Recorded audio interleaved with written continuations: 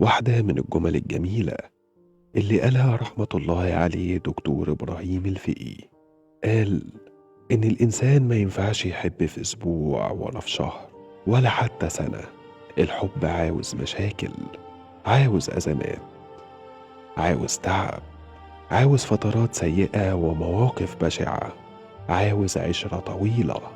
يعني باختصار الحب يبدأ عندما ينتهي الحماس.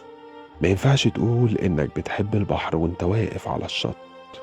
لازم تنزل البحر، تعوم فيه، تضربك الموجة، تبلع مية مالحة وتنجرح رجلك بالصخر، تشوف العتمة اللي في القاع، ولما ترجع على الشط هتشوف البحر بشكل مختلف. مش هتشوفه مثالي، انت شفت عيوبه وظلامه وغضبه. يا إما هتكره البحر، يا إما هتفضل تحبه بكل حاجة فيه.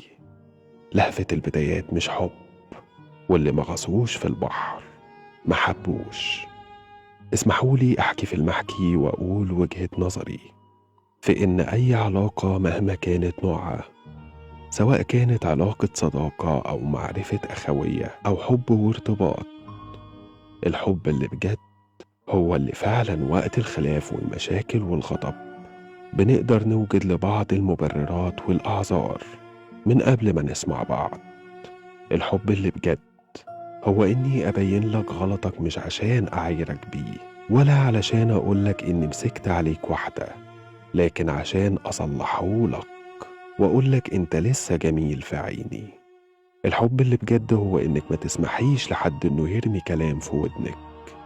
الحب اللي بجد إنك ما تفسرش كلامي على عكس اللي قلته، وإنك ما تقلبيش الآية لمصلحتك وأكننا داخلين حرب، مين يفوز ومين مهزوم.